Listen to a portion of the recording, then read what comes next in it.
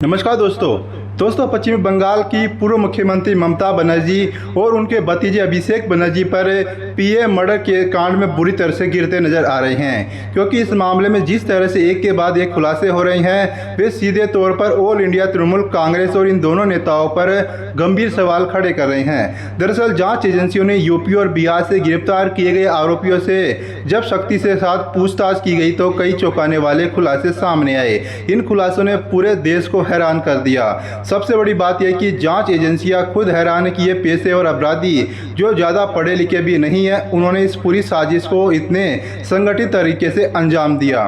दोस्तों, आप यह जानकर हैरान रह जाएंगे कि इन अपराधियों और शार्प शूटर्स ने इस पूरी डील को सिग्नल ऐप पर क्रैक किया। जांच एजेंसियों के मुताबिक इस पूरे मर्डर प्लान की पटकथा सिग्नल एप्लीकेशन पर लिखी गई थी। यह एक ऐसा end to end encrypted app है जिससे कि बातचीत को ट्रैक करना आसान नहीं होता। इसी वजह से आरोपियों ने इस प्लेटफॉर्म का इस्तेमाल किया ताकि पुलिस और जांच एजेंसियां आसानी से चैट ट्रेस नहीं कर पाए। इतना ही नहीं, इस पूरी हत्या को अंजाम देने के लिए करीब 70 लाख रुपए की सुपारी दी गई थी। शुरुआती जांच में कहा जा रहा था कि यह 35 से 40 लाख रुपए की कॉन्ट्रैक्ट किलिंग है, लेकिन जैसे जैसे जांच आगे बढ़ी रकम बढ़ करके 70 लाख तक पहुंच गई।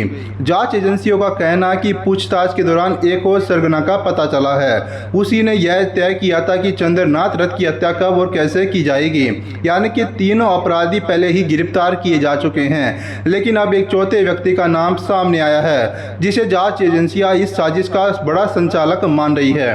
हालांकि एजेंसियां अभी उसे मास्टरमाइंड नहीं बल्कि सरगना बता रही है। उनका मानना है कि उसके पीछे भी कोई बड़ा व्यक्ति हो सकता है। जैसे जैसे जांच आगे बढ़ रही है वैसे वैसे ममता बनर्जी और अभिषेक बनर्जी पर राजनीतिक दबाव बढ़ता दिखाई दे रहा है। जांच एजेंसियों के अनुसार सिग्नल ऐप पर आरोपियों ने विस्तार से चर्चा की थी कि हत्या कैसे करनी है, किसे निशाना बनाना और कितने पैसों में यह काम होगा। इसी वजह से अब राजनीतिक गलियारों में भी हलचल तेज हो गई है। यह मामला इसलिए भी बड़ा माना जा रहा है क्योंकि मृतक चंद्रनाथ रथ को शुभेंदु अधिकारी का बेहद करीबी और भरोसेमंद सहयोगी माना जाता था। बताया जा रहा है कि नंदीग्राम और भवानीपुर जैसे राजनीतिक रूप से अहम इलाकों में रणनीति तैयार करने में उनकी बड़ी भूमिका थी। इसी वजह से इस हत्या को लेकर के केवल एक सामान्य आपराधिक घटना नहीं बल्कि राजनीतिक प्रतिद्वंदिता से जुड़ा मामला माना जा रहा है। चंद्रनाथ रथ एक पूर्व एयरफोर्स अधिकारी भी थे। वो लंबे समय से शुभेंदु अधिकारी के साथ काम कर रहे थे। इसी कारण अब शुभेंदु अधिकारी भी इस मामले में लगातार कार्रवाई की मांग कर रहे हैं। ऐसा भी बताया जा रहा है कि बंगाल पुलिस, यूपी पुलिस और बिहार पुलिस सभी एजेंसियां इस मामले में सक्रिय है और चौथे आरोपी की तलाश जारी है। जांच एजेंसियों का मानना है कि जैसे ही चौथा सरगना पकड़ा जाएगा, इस साजिश के पीछे छिपे बड़े नामों तक पहुंचने का रास्ता साफ हो जाएगा। अभी तक 3 आरोपी पकड़े जा चुके हैं। उनसे पूछताछ में चौथे व्यक्ति का नाम सामने आया।